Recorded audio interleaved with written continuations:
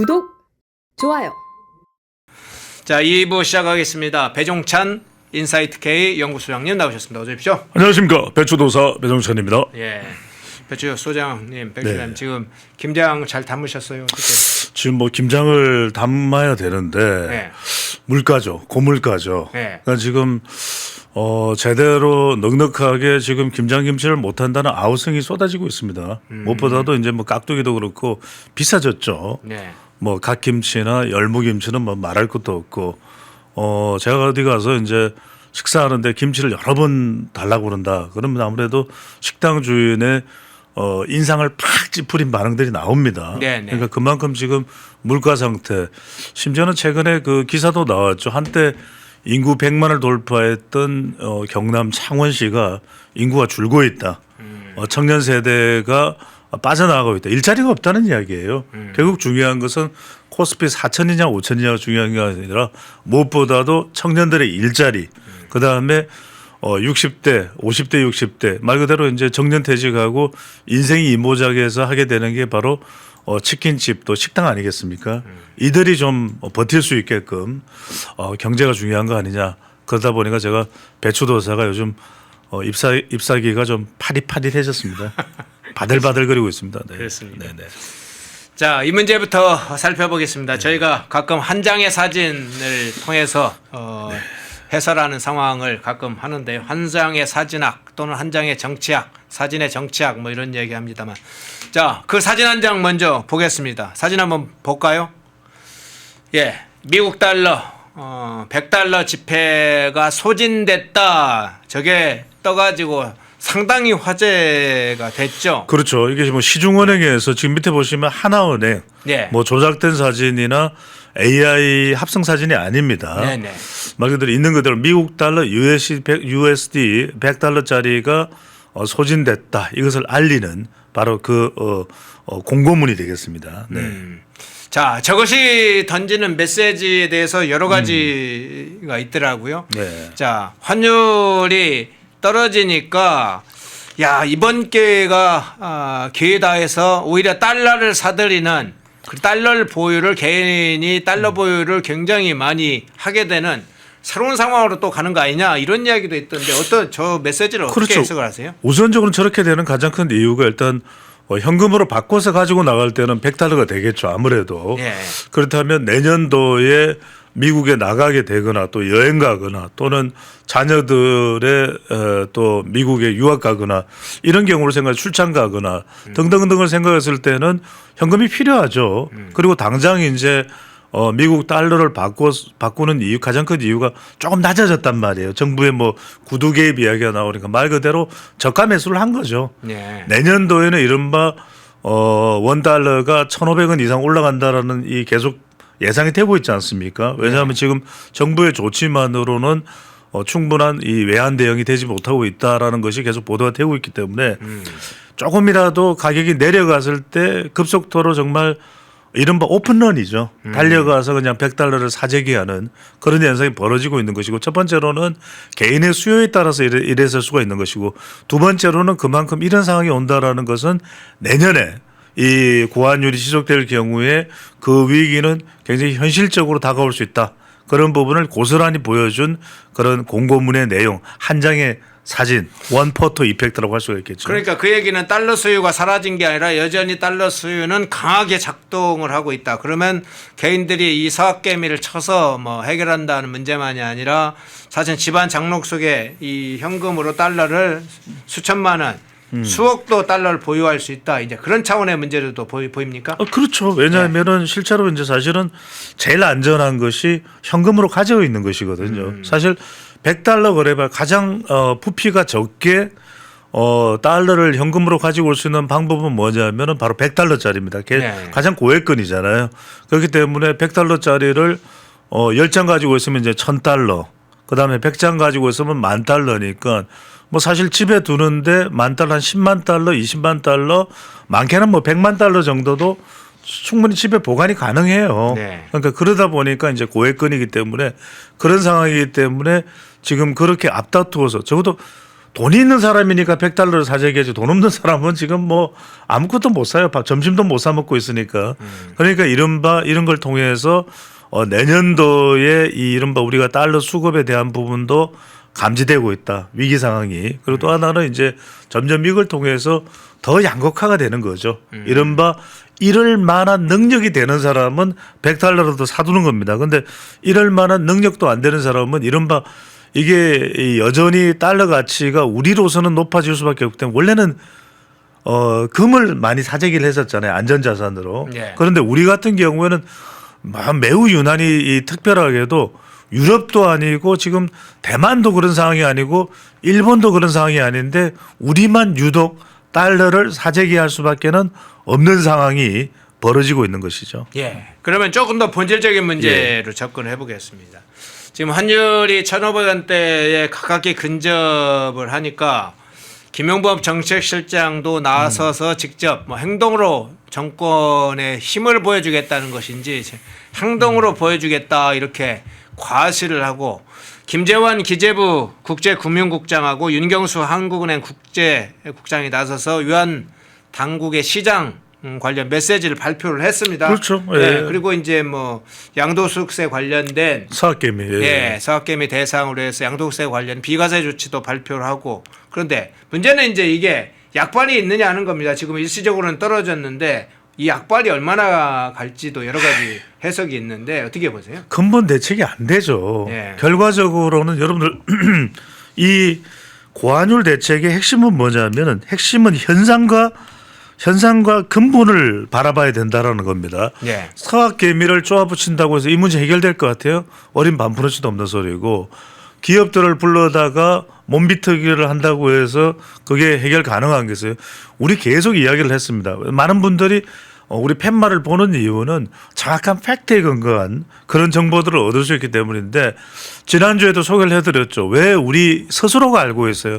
우리 국민들이 알고 있는 바가 뭐냐면은 왜 지금 이 고환율이 되고 있느냐. 가장 근본적인 이유는 물론 사학개미 국제 수지에 이제 영향을 주는 부분, 그다음에 기업들이 경상수지를 흑자를 얻어내면서 받았던 그 달러 수출 대금을 여전히 해외 투자나 또는 원료를 사오기 위해서는 달러를 가지고 있어야 돼. 그거는 생존과 관련되어 있는 부분입니다. 네. 그렇다면 더 근본적인 이유는 뭐냐?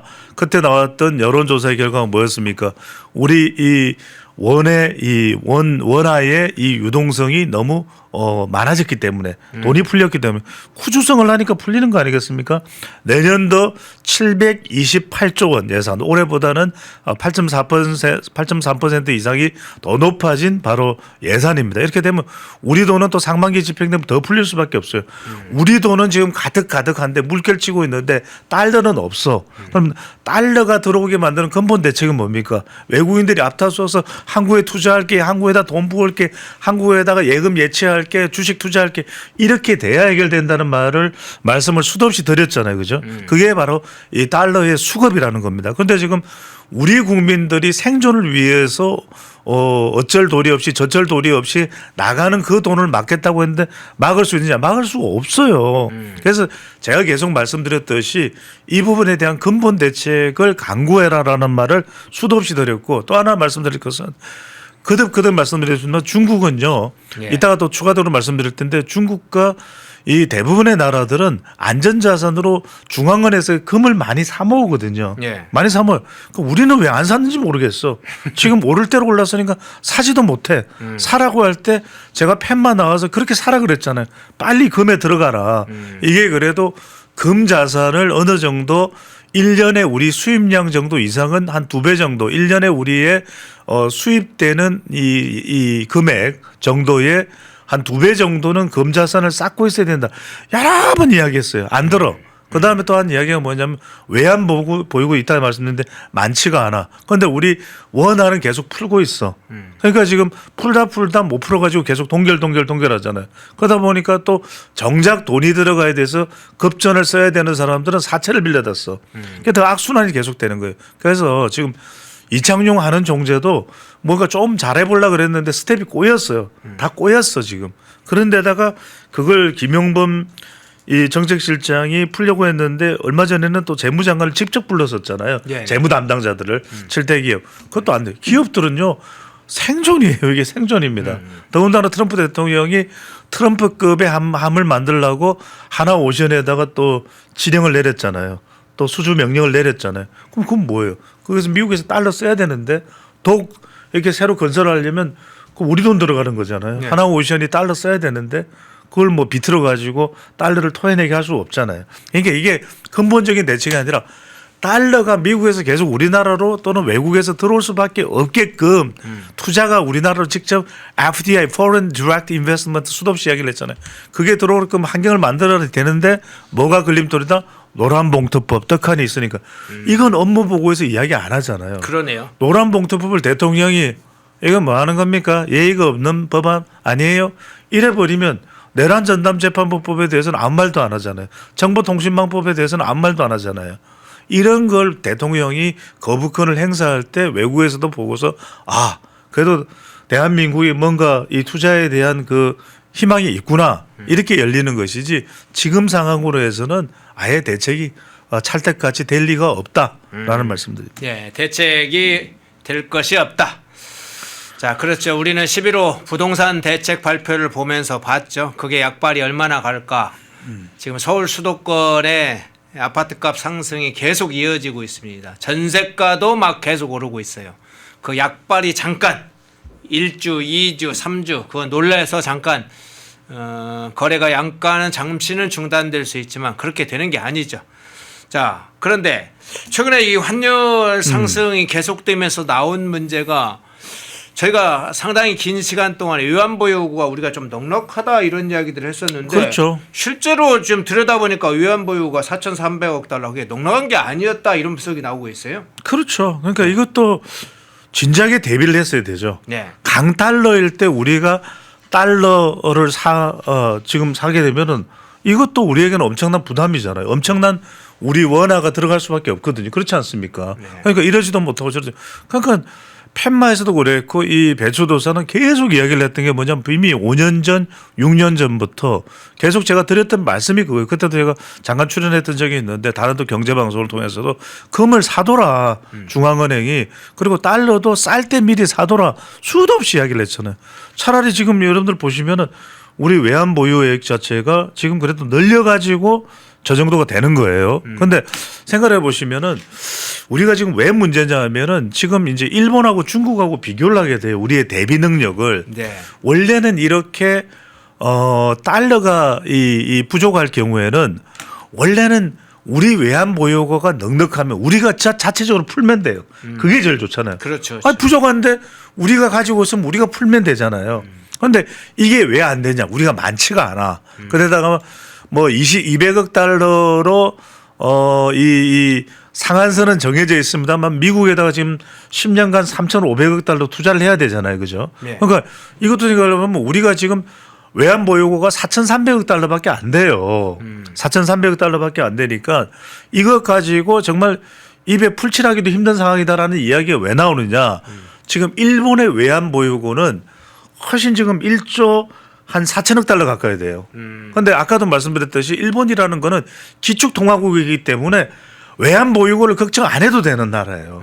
그리고 미국과의 관계가 찰떡같이 있기 때문에 언제든지 스와프가 가능하단 말이에요. 네네. 기축통화국가에다가 스와프에다가 다른 또 뭐 안전자산 금도 그렇고 뭐 많아.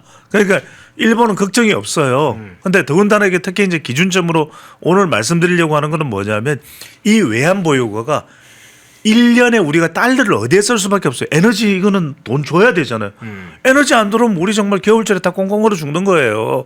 그러니까 이 에너지에 들어갈 비용 이런 거 생각해 보면 한 1년치 이상 한 보통 1년 반치 정도는 확보를 해둬야 된단 말이에요. 수입되는 그 금액 달러만큼. 그러니까 지금 일본의 경우에는 한 17개월분 한 2년 정도 한 뭐 정도 돼. 네. 그 정도 돼요. 한 14개월 여하튼 1년치는 넘어요. 그런데 우리는 지금 따지고 보니까 지금 4,300억 달러라는 게 우리 수입되는 게 지금 한 7,500억 달러니까 한 7개월분 정도밖에 안 돼. 1년 반년치밖에 안 되는 거예요. 그럼 어떻게 되겠어요?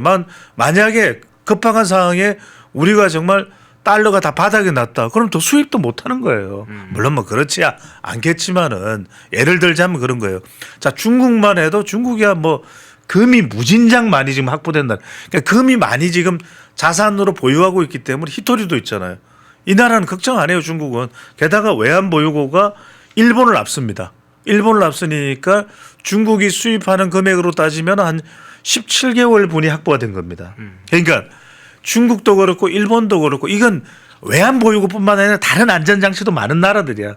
중국만 해도 위엔화로 통화 거래가 가능하잖아요. 그러니까 이제 이런 나라들인데 우리나라는 그러면 진짜 외환을 많이 보유했었어야 돼. 가뜩이나 IMF 때 기억나잖아요. 금고가 텅 비어가지고 무슨 그때 득항튼가 뭐가 박항튼가 하는 사람들이 들어와가지고 난리법석이 났었잖아요. 그랬더라면 지금 깡듯이 들어왔었는데 이런 부분에 대해서 제가 미리 이야기를 했습니다. 그러니까 지금 IMF 국장 출신인 뭔가 지금 이창용 하는 총재도 뭔가 감을 못 잡고 있는 것 같아요. 우왕좌왕하고 있는 것 같아요. 그러니까 거듭 말씀드리면 이게 사전에 대비가 돼야 되는 거예요. 지금 와서 막 호들갑을 떨 게 아니라 금 쌀 때 사라고 해서 7년 전, 8년 전에 샀으면 듬뿍 사놨어야죠, 금을. 그리고 한국은행에서 그다음에 한국은행이 외환 보유액을 대폭 한 4배 정도로 더 늘렸어야죠. 한 우리도 사실은 외환 보유액이 4,300억 달러에 그칠 게 아니라 재보 기준에 따라서는 한 1조 5천억 달러까지는 확보를 해놨었어야 돼요. 우리의 과거 사례를 본다면. 그리고 우리의 신용도가 일본보다 높을 수가 없거든요. 그런데 왜 안 했느냐. 이걸 따질 수밖에 없어요. 그러니까 공무원들이 보니까 이 계속 전문가들도 했던 이야기가 뭐냐면 FX, Foreign Exchange 시장을 좀 확대하라는 거예요. 그래서 달러들이 자꾸 들어와서 우리 돈을 살 수밖에 없게끔 우리한테 투자를 할 수밖에 없게끔 만들어놔야 돼요. 그래야 달러가 들어오는 거지. 우리 건 하나도 못 사가게 만들고 우리나라 땅에 들어와서 미국 기업들이 미국의 자본들이 또는 외국 자본들이 들어와서 사겠습니까? 상식이잖아요. 네네. 한국에 뭔가 탐나는 게 많아야 되잖아요. 여기 와서 투자할게, 현대자동차도 지분 투자할게, 삼성에도 더 투자할게, 주식 투자하는 걸 떠나서 아예 지분 투자를 해버릴 수도 있는 거잖아요. 그러니까 이런 부분들이 꽉 막혀 있고 노란봉투법하고 하니까 더 센 상법하고 뭐 주주 이익을 강화해야 된다. 그러니까 그 주주가 또 외국인 주주도 아니잖아요. 우리 그게 왜 들어가? 대만도 있고 다른 데 많은데 이런 상황이 벌어지고 있는 것이죠. 예. 자, 환율 문제 좀 한 장의 사진을 통해서 먼저 그 속내와 환율 문제를 좀 살펴봤습니다. 자, 또 하나의 비상 상황이 계속 발생하는 게 있죠. 아파트값 상승 문제인데 그 문제 한번 잠깐 살펴보겠습니다. 여기서 김용범 정책실장 문제의 책임도 한번 같이 이야기를 해보겠습니다. 예. 서울 아파트 이 매매가 계속 상승하고 있어요. 46주 연속 오름세를 보이고 있다고 지금 나오고 있는데 정부가 고강도 규제 발표를 하고 후속 조치도 했습니다만 서울은 물론이고 경기 일부 지역에서도 상승세가 계속 이어지는 상황이라 규제 이게 계속 하긴 했지만 계속 이 아파트 값은 계속 올라가네. 지금 어떤 상황이라 보시나요? 그러니까요. 오히려 더 군부를 뗀 거예요. 토지거래 허가 구역을 한 것 자체가. 제가 무슨 말씀을 드렸냐. 왜냐하면 서울이라든지 경기도에 인구가 많은 곳은 그럴 만한 이유가 있는 거예요. 그럴 만두하다. 그럴 만두하다. 먹는 만두가 아니에요. 그럴 만두하다. 수도 없이 말씀드렸습니다. 왜? 이 좁은 땅덩어리에 지방에서는 희망이 없고 그러면 사람들이 왔을 때 기회는 서울이다. 서울에 왔을 때 서울이면 좋고 강남이면 더 좋고 이거 아니겠습니까? 네네. 평형수가 넓으면 더 좋고 신축 아파트면 더 좋고 그건 인간의 본능이에요. 본능을 막을 수가 없다라는 거예요. 서울에 들어오질 못하니까 서울의 변두리도 안 되니까 구로에서 광명으로, 광명에서 안양으로, 안양에서 부천으로 이렇게 되는 상황들을 제가 말씀드렸어요. 이게 현실입니다. 현실을 부정하지 말아야 돼요. 그런데 자 지금 그래서 부동산원의 이 데이터를 보더라도 25일 날 이 주간 아파트 가격 동향에 따르면 오죽했으면 지금 크리스마스 때 발표를 한 거예요. 서울 아파트 매매가 상승률이 0.21%, 전주 대비 0.03% 더 높아져서 점점 더 올라간다는 이야기예요. 무슨 이야기냐? 서울에 있는 사람 가격이 올라가더라도 안 팔아요. 왜냐면 당연히 더 안 팔죠. 왜냐하면 가격 더 올라가는데 팔겠어요. 그런데 사려고 하는 사람은 많죠. 왜? 지방은 희망이 없다. 변두리는 희망이 없다. 여하튼 정말 내 인생 몰빵해서 여하튼 아파트 사자. 왜? 그게 대한민국의 부동산 현실이니까 저도 안타까워요. 제가 이게 좋다라고 말씀을 드리는 게 아닙니다. 그래서 배추도사는 부동산 값 올라가는데 저렇게 미쳐 있는 거야? 너 그런 거야? 그게 아니라 현실을 저는 말씀드리는 겁니다. 지금 자치구별로 0.34% 상승폭이 가지고 제가 이 말씀을 드리는 겁니다. 정원호가 대통령에 의해서 정원호 성동구청장이 빵 하고 올라갔지만 정원호마저도 지금 성동구청장마저도 부동산 어떨 거예요? 어떻게 할 거예요? 본인이 무슨 성동구가 핫플레이스다 어쩐다 그러지만 성동구에 지금 웬만한 사람 들어가지도 못해요. 이런 상황을 더 급속도로 가속화시켜보는 것이 현 정부고 이따가도 말씀드리겠습니다. 주범이 그 핵심 역할을 한 사람이 김용범 정책실장이 아닌가라는 지금 타겟이 또 의심이 되고 있다는 말씀을 드리는 겁니다. 자, 경기도도 예외가 아니에요. 용인 수지구는 전주 대비 0.51% 늘어났다. 그러니까 말 그대로 노른자위라고 하는 용인 그러면 수지 아닙니까? 수지 맞았다 그랬다니까요. 그러니까 이 수지도 그렇고 또 성남의 분당도 그렇고 계속 올라가는 거예요. 전국 아파트. 그러니까 문제는 뭐냐면 이런 상황에서 지금 갭 투자 못하게 만들어놨죠. 실거주하게 만들어봤죠. 그러면 전세 나옵니까? 안 나옵니까? 안 나옵니다. 그래. 월세 가격은 계속 올라갈 수밖에 없어요. 그러면 인생 전세 아니면 월세인데 낙이 없는 거예요. 희망이 없어지는 거예요. 문제는 뭐냐. 수도권은 계속 올라가는데 지방은 계속 내려가. 빈집 투성이에요. 여러분들 그거 아십니까? 부산도 빈집이 있어요. 부산에도 빈집이 있어요. 수두룩해요. 수두룩해요. 지금 지방에 빈집 신축 아파트도 수두룩해요. 지금 이게 큰일 났어요. 그런데 이 대책을 지금 김윤덕 국토교통부 장관 몰라서 대책을 안 내놓는 게 아닙니다. 내놓을 대책이 없어요. 자, 서울시 제가 말씀드릴게요. 여러분들 판단해 보십시오. 서울에 더 공급할 데 있습니까? 공급할 데 없어요. 강물 위에 지을까요? 수상가구를 지을까요? 지을 데가 없어요. 재건축하는 수밖에 없어요. 지금 제가 거듭 우리 팬만 나와서 말씀드렸고 많은 분들이 많이들 그게 지금 지방에서 올라오신 분들이 깜짝 놀래요. 제가 말씀드렸잖아요. 저기 이 동작동에서부터 쫙 이렇게 고속터미널 지나서 저기 강남의 테헤란로까지 가는데 지금 지어지고 있는 그 반포 주공아파트 재건축하는 거 보세요. 얼마나 아파트를 많이 거기다가 지어 넣으려고 그랬으면 도로에 바짝 지어가지고 아찔해요. 이게 쳐다보지를 못합니다. 그 정도로 지금 지을 데가 없어요. 그래서 지을 수 있는 방법은 어디밖에 없다? 재건축하는 사밖에 없어요. 지금 서울로 여하튼 사람들을 오고 싶어하는 사람들을 이렇게든 수용을 하려면 재건축을 통해서 여하튼 이런 택지 조성을 잘해서 초과이익 환수에 대한 부분도 좀 유연하게 가고 답은 다 나와 있습니다. 펜앤마이크를 통해서 매초도서 여러 번 말씀드렸는데 여기에 대해서는 현실 부정을 하고 본인들은 다 갭 투자해가지고 지금 이 정부 관료들이 다 그렇게 이 투자를 하고 제가 말씀드렸죠. 이렇게 했으면 이상현 국토교통부 차관은 본인 이 직도 내려놨잖아요. 그런 상황이 벌어지고 있어요. 그런데 그래서 지금 이 상황 자체가 계속 어떻게 보면은 좀 개선될 수 있느냐. 문제는 여러분들 뭐냐면 제가 이거 말씀드립니다. 정책당국자도 팻마에 또 우리 코너를 많이 보니까요. 자, 토지거래 허가구역을 지정해 놓은 것이 내년 말이에요. 그런데 만약에 이 토지거래 허가구역을 경기도 13군데 서울 전부입니다. 해제했다. 해제 안 할 수는 없어요. 어떤 일이 벌어지겠어요. 빵 하고 터지는 겁니다. 부동산이. 이건 정말 제가 볼 때는 완전히 이거는 정말 아찔아찔해요. 그래서 저는 빨리 이 부분에 대한 대책을 제대로 수립하라. 공급을 할 수 있는 방법은 빨리 유연하게 초과이익 환수 등을 손질해서 또 용적률도 조정을 해서 하는 수밖에 없다라는 말씀을 거듭 강조를 드립니다. 예.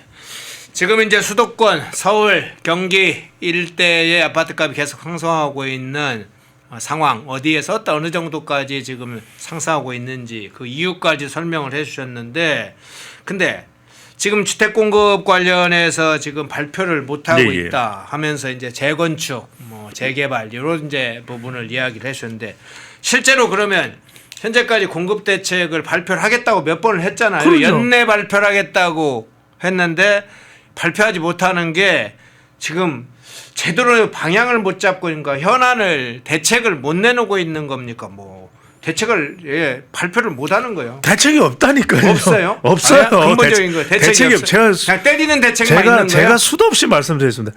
대책이 없습니다. 지금 부동산 이 원료값이 올라가고 있기 때문에 건설사들도 내키지가 않아요. 뭐 규제 많고 지금 이 신통기획도 그렇고 뭐 다들 지금 규제하기 바쁘고 이러니까 그러니까 부동산 시장을 활성화시킬 수는 밖에 없어요. 그런데 지금 부동산 가격 더 올라간다고 야단법석인 거잖아요. 그거 해주면. 그래서 제가 몇 번 말씀드리잖아요. 그러니까 사람들이 자꾸 옮겨갈 수밖에 없게 지방에도 투자하는 걸 하고 종합계획을 세우라니까요. 서울에는 빨리 재건축을 통해서 공급량을 늘릴 수 있게 만든.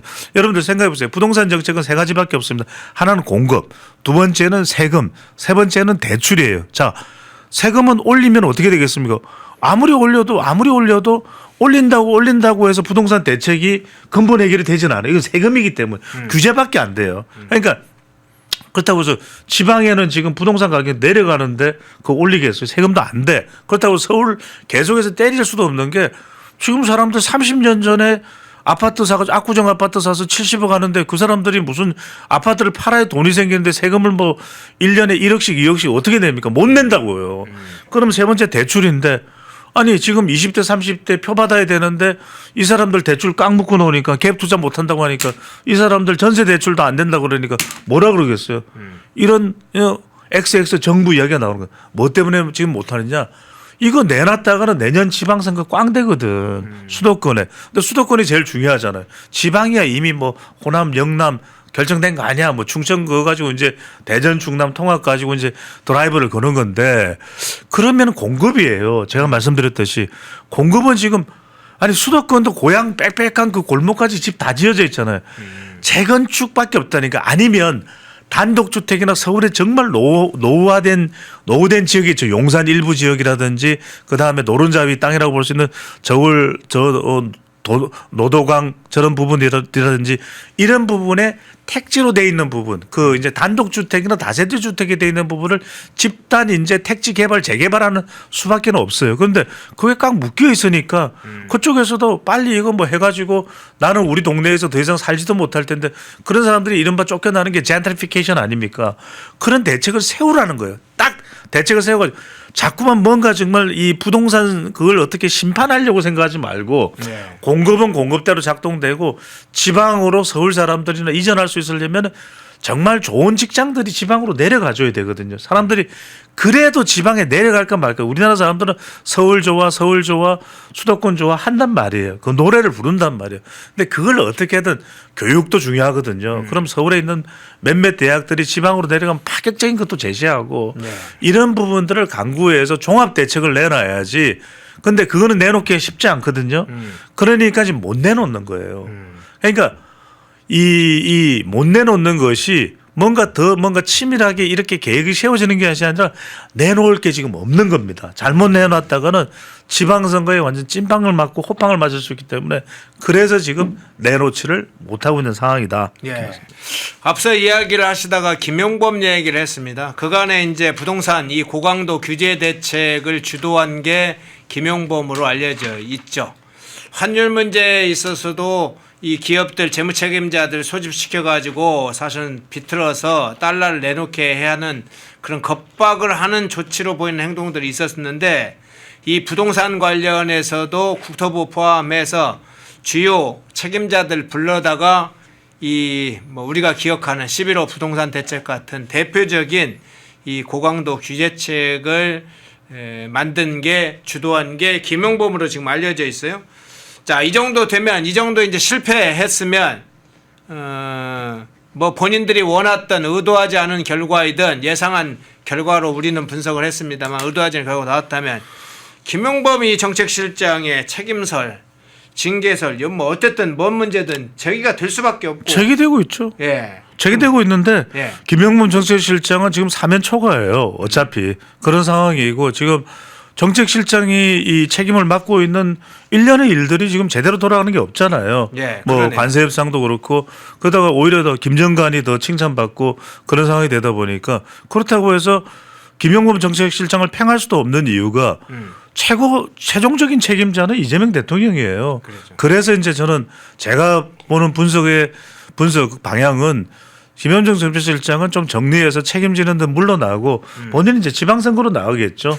예. 전남지사 뭐 설이 계속 나오고 있으니까 그건 뭐 자기 이제 꿈을 이루는 건지 어떤 건지는 모르겠습니다. 그렇게 정리될 가능성이 높은데 제가 이 말씀을 드릴게요. 다른 걸 떠나서 문재인 정부 때 이 부동산 본인이 또 부동산 정책에 대해서 그때 무슨 이 김수현 기억나시죠? 네네. 김수현 실장 그 사람이 계속 뭐 부동산에 대해서는 본인 목소리를 크게 내왔잖아요. 전문가라고.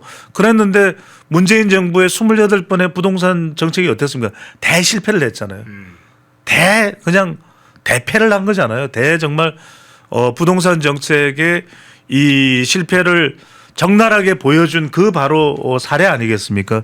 근데 그때 보면은 심지어는 통계청의 데이터까지도 조작을 했다. 그런 지금 혐의를 받고 있는 거 아닙니까? 그렇죠. 지금은 이제 데이터처로 이름을 바뀌었습니다만 바로 이 부분이에요. 규제책은 그냥 때리면 돼요. 세금을 때리든지. 그때는 이제 세금도 때렸고 무슨 뭐 또 임대차법, 부동산 3법으로 이제 때렸는데 결과적으로 안 먹히잖아요.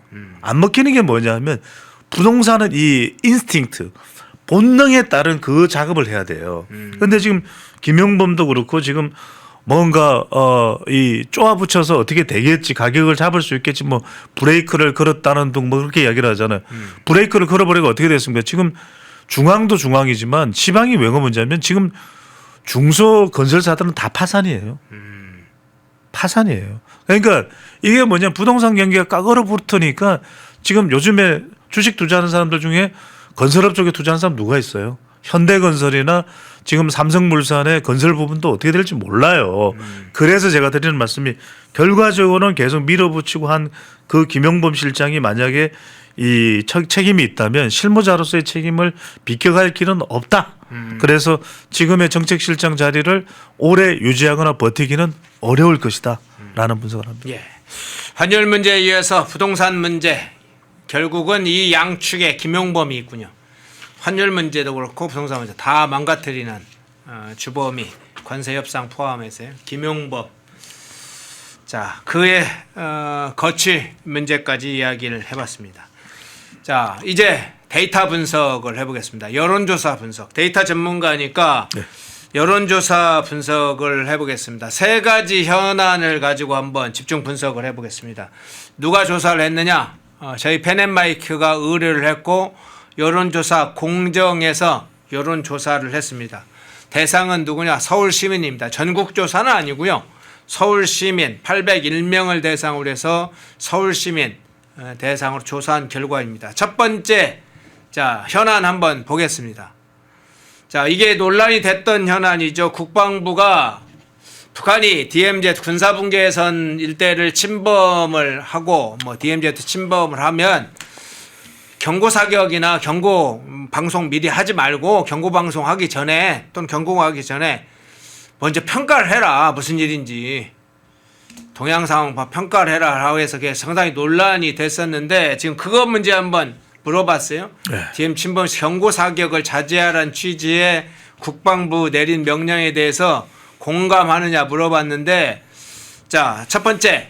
북한 도발에는 선조치 후 보고 원칙을 지켜야 한다가 58.9 북한을 자극할 수 있으니 경고 사격을 자제해야 한다가 30.2 결과 이렇게 나왔는데 자 어떻게 보세요? 저는 이 내용을 보면서 우선 안보 불감이죠. 국방부가 말 그대로 북한이 DMZ 침범 시 군사 이 DMZ입니다. 비무장 지대인데 침범 시에 경고 사격을 자제하라. 여러분들 이게 뭐냐면은 우리 군은 지금 DMZ 상황에 대해서 3단계 대응을 하게 돼 있어요. 예. 뭐냐면 우선적으로는 북한군들이 상황에 맞지 않게 얼쩡거릴 때는 경고 방송을 하게 돼 있습니다. 네. 북한군 거기 저기 들어오는 거 아니에요? 나가. 그런 다음에 우리가 이제 그 다음에 바로 이 반응을 보이지 않을 때는 경고 사격을 하게 돼 있습니다. 경고 사격이라는 것은 북한군을 조준하지 않고 그 주변에 인근에 한 10여 미터 또는 20몇 미터 떨어진 것을 타당탕탕 하는 경고 사격이거든요. 그런 다음에도 이들이 이 반응을 보이지 않으면 그때는 바로 조준 사격에서 사살하게 돼 있어요. 왜냐하면 우리는 지금 비무장 군사 지역의 어떤 행동, 어떤 도발 행위를 안 합니다. 왜냐하면 지금 뭐 이재명 정부에서 그거 할 리가 없겠죠. 그런데 북한은 계속 얼쩡거리는 거예요. 왜 얼쩡거리느냐? 지금 뭔가 이 비무장 지대 내에서 완전히 이 남한 척이 더 이상 이제 이른바 협력이니 이런 도발을 이런 시도를 못하게끔 아예 지금 그 우리 정부에서도 이야기를 했잖아요. 벽을 쌓고 있다. 예. 그런 이야기를 했잖아요. 그러니까 북한은 지금 남한 정부와 함께할 생각, 대한민국 정부와 함께할 생각이 없어요. 두 개의 국가라고 이미 공개는 안 했습니다만 사실상 북한 헌법에다가 뭐 북한이 헌법이 있으나 마나는 나라잖아요. 거기다가 이제 명시까지도 하는 그런 나라인데 지금 우리는 이건 뭐냐 완전히 이제 안보 불감, 자주파적인 시각이죠. 말 그대로 지금 통일부 장관은 주적을 북한이라고도 하지 못하고 있잖아요. 네. 어떻게 보면 정말 이 통일부가 아니라 지금 통일교 의혹을 해소를 해야 될 사람인데 지금 그런 이야기를 하고 있단 말이거든요. 이건 뭐냐. 그런데 의견을 보세요. 여기서 우리는 뭘 느낄 수 있냐. 여론 배반이다. 지금 여론에서는 북한 도발에는 선조치 후보고 원칙을 지켜야 된다. 이 원칙이 어디에서 나왔습니까? 바로 우리 장병들이 그렇게 목숨을 잃었던 우리 일반 국민들까지도 유린당했고 그 북한의 도발의 위협에 고스란히 노출됐던 연평도 기억나시죠? 네네. 바로 그 연평도를 북한이 장사포로 포격을 했던 거예요.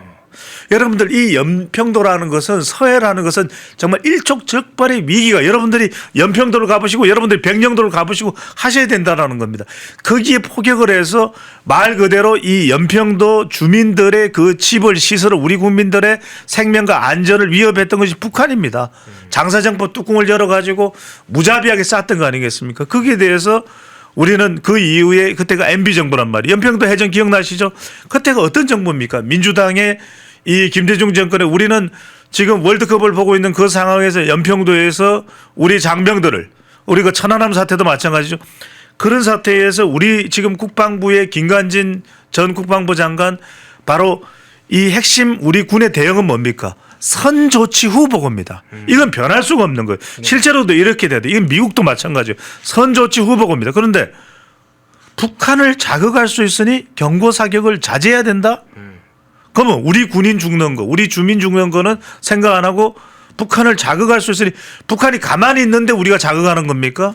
DMZ를 넘어오니까 거기서 도발을 하니까 거기에 대해서 경고 방송까지 하고 경고 사격까지 냈는데 이제는 이 경고 사격을 하는 것조차 자제하라. 그럼 경고 방송으로만 계속 북한에 제발 참아 주십시오. 부탁드립니다. 제발요. 안 그러면 우리가 지금 내부적으로 곤란하게 생겼습니다. 심할서서게 생겼어요. 제발 부탁드립니다. 제발 올라가 주십시오. 이게 뭡니까? 말도 안 되는 것이고 이건 여러분들 이 조사 결과가 서울 시민들을 대상으로 했다고는 하나 지금 심지어는 민주당이 오히려 선거를 할 때 보면 강세를 보이는 지역에서도 다 압도적으로 선조치 후보가 높아요. 심지어는 50대에서 59.2%가 선조치. 군대를 갔다 온 사람이면 이건 상식입니다.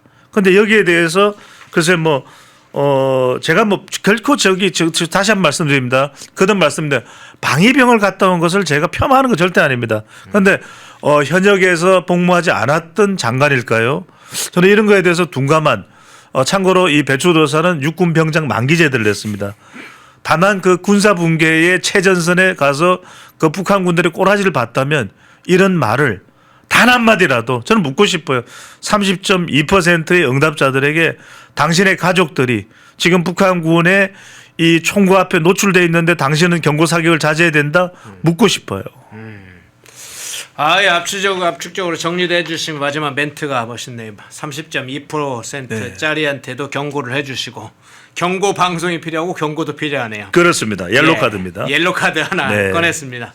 자, 두 번째 현안 한번 볼까요? 허위 조작 정보 근절법이라고 부르기도 하고 입틀막법이라고 불리는 정보통신망법 개정에 관한 건데요. 민주당에서 일방적으로 이거 통과를 시켰습니다. 자, 이재명이 거부권 행사할지가 지금 남아 있는데 이 허위 조작 정보 근절법 시행될 경우에 여러 문제가 지금 문제가 될 거다는 것을 전제로 이제 이야기를 했습니다. 가짜 뉴스로 규정해 권력을 방어하는 수단으로 악용될 수 있는 우려가 있다에 대해서 이제 물어봤어요. 그랬더니 그거 악용될 우려가 있다가 61.5, 우려되지 않는다 26.0. 국민 서울 시민 다수는 이 정보근절 허위정보 조작정보 근절법 실제는 입틀막법이라 불리는 정보통신망 개정법에 대해서 사실 좀 비판적 의견이 많네요. 입틀막법이죠. 심각합니다. 이건 지금 민주당 친화적인 언론에서조차 이거 잘못했다고 이야기를 하고 있잖아요. 네네. 오죽했으면 지금 참여연대에서도 이거 뭐라고 합니까? 참여연대에서도 비판해요. 허위 조작 이게 간단하게 제가 설명을 드릴게요. 길게. 왜냐하면 워낙 많이 다뤘을 거예요. 그런데 우리 허현준 앵커께서도 또 언론인 출신이시고 그러니까 이런 부분들이 보면 허위 조작 정보가 뭐냐면 여러분들 이거예요. 불법 또는 허위 조작 정보를 유포한 경우 피해액의 최대 5배까지 징벌적인 손해배상 책임을 준다. 이거는 이재명 대통령의 생각과도 배치되는 거예요. 저는 거부권을 행사해야 된다고 봅니다. 왜? 단순 여러분들 오인할 수 있잖아요. 단순 오인도 안 돼. 단순 오인도 안 되는 거예요. 다 가짜 뉴스예요. 다 가짜 뉴스예요. 그래서 과거 헌법재판소의 판례와도 지금 충돌 가능성이 있습니다. 우리 다 아시잖아요. 미네르바법. 그 미네르바가 뭐 어쩌고 저쩌고 경제 이야기하고 했는데 그것도 그렇게 생각할 수도 있겠다. 뭐 이렇게 보는 거예요. 그러다 보면 그 설명에서 뭐 잘못된 자료를 가지고 올 수도 있는데 그렇다 하더라도 이 사람이 부분적으로는 뭐 그럼 이건 언론중재위원회에서 중재하면 돼. 그런 절차가 있지 않습니까? 네네. 그런데 이제는 안 돼. 악의적인 거야. 이 가짜 뉴스가 조금이라도 사실이 아닌 부분이 조금이라도 있으면 이건 이제 바로 이제 단순 오인이나 착오도 안 돼요. 바로 악의적으로 이거는 가짜 뉴스다. 징벌적인 손해도 하고 형사처벌도 받습니다.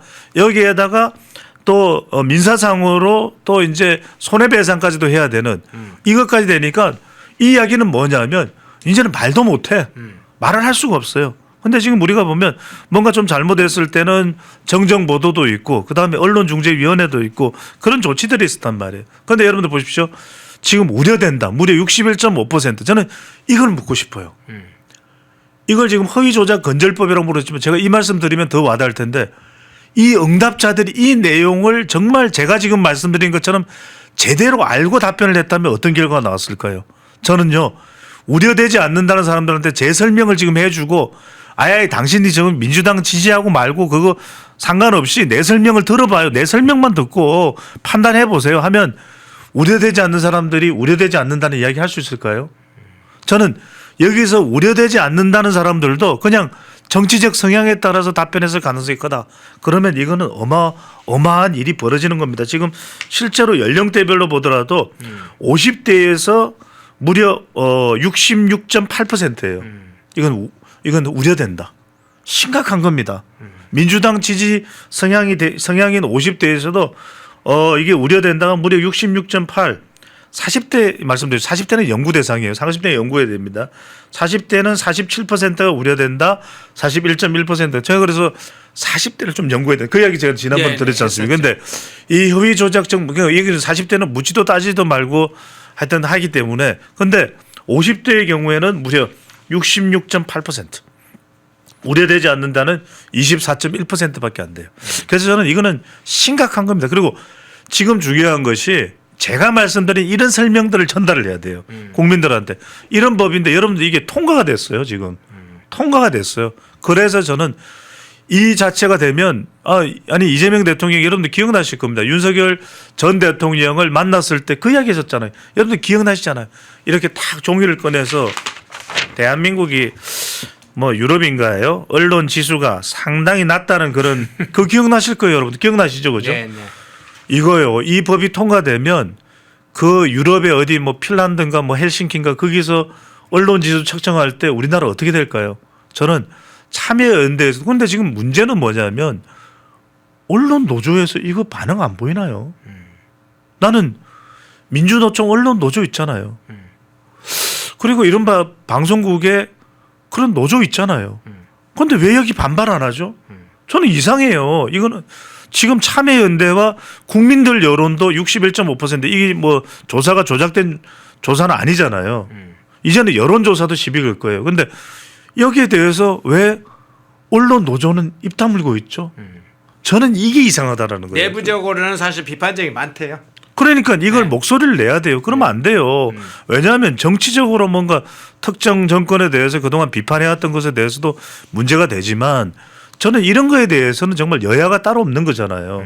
적어도 언론은 자기들이 대상이 되는 겁니다. 그런데 지금 언론 노조나 이런 데 보면 정말 결사항전을 해야죠. 이런 거에 대해서 대통령에게 거부권 행사해야 된다고 그러고 결사항전을 해야 되는데 너무 조용해요. 네. 라는 말씀을 드립니다. 예, 마지막 현안 하나만 살펴보겠습니다. 국면이 조금 바뀌었지만 그 전에 그 시점에 경계선에서 조사를 했는데 통일교 게이트 관련해서 이 공소시효가 끝나기 전에 특검을 도입해야 되느냐 그 시점을 두고 구체적으로 다뤄봤습니다. 자, 통일교 특검은 어느 시점에 해야 되느냐 하는 것과 연관해서 지금 조사를 해봤는데 공소시효가 끝나더라도 공소시효가 끝나기 전에 특검으로 수사해야 된다. 공소시효가 사실은 이제 정치자금법이라면 올해죠. 그러니까 특검을 그만큼 빨리 이 공소시효가 끝나기 전에 도입해야 된다가 65.1, 공소시효가 끝나더라도 경찰 수사를 그냥 지켜봐야 된다가 24.7이었는데 특검의 찬반 문제도 이제 섞여 있는 것 같기도 하고 이제 한 결과입니다. 또 하나는 지금 어쨌든 특검에 관해서는 민주당이 일단 형식적으로나마 특검 하겠다 그런데 우리는 특검 추천 방식이나 수사 대상은 달라 뭐 이런 입장이에요. 예. 이게요. 지금 민주당이 자꾸 그거 가지고 시간을 끌면 끌수록 저는 여론상 불리해진다. 왜냐하면 민주당 지지층들도 압도적으로 지금 원한다는 말씀 드렸잖아요. 그런데 핵심은 이 조사에서 핵심은 공소시효가 끝나기 전에 서둘러라는 이야기예요. 자꾸만 이 특검 추천 가지고 시비 걸지 말라는 이야기입니다. 말라는 이야기고 자꾸 내용 가지고 무슨 신천지를 포함을 시켜야 된다. 민중기 특검을 빼야 돼. 아니 민중기 특검을 특검해라가 핵심 내용이에요. 예. 근데 핵심 내용을 뺀다? 그건 말도 안 되는 얘기. 지난번에 우리가 민중기 특검을 특검하라에 대해서 민주당 지지층들도 그렇게 압도적이다는 말씀 드린 바가 있잖아요. 뭐 아예 우리가 볼 때 가시적으로 압도적인 건 아니지만 다른 일련의 정치 현안 조사와 비교했을 때는 민주당 지지층들도 상당히 민중기 특검을 특검하라는 데 대해서는 찬성 의견이 상대적으로 높다라는 말씀을 드린 바가 있었고 그러면 이 이야기는 뭐냐? 첫 번째입니다. 이거 이야기는 다른 거 없이 통일교 특검을 해라는 이야기 찬성 여론이 압도적이다라는 것은 이미 다 아는 얘기인데 빨리 서둘러라. 첫 번째 자꾸 특검 추천 가지고 시비 걸지 말라는 이야기예요. 그러면 대한변협이 민변 이야기를 왜 합니까 여기서. 민변 이야기는 할 필요도 없는 거고 대한변협의 민변이 아닌 대한변협의 정말 그동안 이런 공정한 뭐 지금 국민의힘도 우리 편향적으로 하라는 이야기를 하는 게 아니잖아요. 그러면 딱 공정하게 제대로 된 수사를 정말 성역 없이 대통령부터 시작해서 저 말단 공무원까지 그걸 다 밝힐 수 있는 사람을 특검 임명해라. 두 번째 자꾸만 특검의 범위 대상 가지고 꼼수를 쓰지 마라. 어깃장을 놓지 말라. 이 이야기 아니겠습니까? 그 내용이 뭐겠습니까? 자꾸 뭐 신천지 덜먹이지 말고 뭐 그러면 대순진리교도 이야기하고 지금 뭐 하자는 거예요. 지금 그래서가는 안 되는 것이고 통일교니까 통일교 특검에 대해서는 통일교에 대해서 이야기를 딱 하면 되는 것이고 제가 말씀드렸잖아요. 19대 국회 이후부터 그때부터 민주당 정권이 쫙 나오잖아요. 네. 그다음에 국민의힘도 뭐 부수정당도 마찬가지인 거니까 그때 딱 해서 그다음에 이걸 빨리 속도를 내야 되는 게 공소시효가 만료가 돼요. 왜냐하면 민중기 특검을 특검하지 않을 수가 없는 게 이걸 지지고 뽑고 해서도 모자랄 판에 그걸 뭉개고 했던 것이 누굽니까? 뭉개구름이 나타났죠. 그게 민중기 특검 아닙니까? 그런 민중기 특검을 특검하지 아니할 수가 없는 것이고 여기서 또 중요한 것은 내용을 무슨 또 뭐 2022년 대통령 그때 그걸로 아니 지금 그걸 지금 해서 자꾸만 지금 민주당 내도 거의 뭐 지금 사면초가 초상집 분위기 아닙니까? 요즘 민병기 원내대표 때문에 박지원 의원마저도 민병기 원내대표의 처신에 대해서 이야기를 하고 있을 상황 같으면 적어도 민주당이 그러면 안 된다. 지금 여론을 보더라도 호되게 지금 야단을 치고 있고 지금 채찍질을 하고 있는 거 아니겠습니까? 그럼 빨리 지금 이 부분에 대해서 정리해서 여론이 무려 65.1% 서울시를 대상으로 한 것이 아까 말씀드렸지만 제가 50대를 자꾸 설명드립니다. 50대가 민주당 지지 성향이 강하기 때문에 민주당 50대에서도 공소시효 끝나기 전 특검 수사를 해야 된다고 무려 66.4%나 된다는 점을 거듭 강조드리면서 이것도 약간 노란색이네요. 옐로 카드네요. 제가 생명이 아니니까요. 거듭 옐로 카드 빨리 해라는 말씀을 경고로 전달을 해드립니다. 예. 거기 안에 공소시효 문제는 그러니까 빨리 해내요. 수사 대상과 추천 방식까지 다 포함해서 분석을 해주셨습니다. 환율 부동산 그리고 현안 주로 현안 저희가 의뢰해서 여론조사 공정위 했던 그 현안 여론조사를 좀 다뤄봤습니다. 데이터 전문가 배종찬 인사이트 K 연구소장님이었습니다. 고맙습니다. 감사합니다. 펜앤마이크에서 추천하는 영상도 보고 가세요. 다른 영상도 즐기시려면 구독 버튼을 꼭 눌러주세요.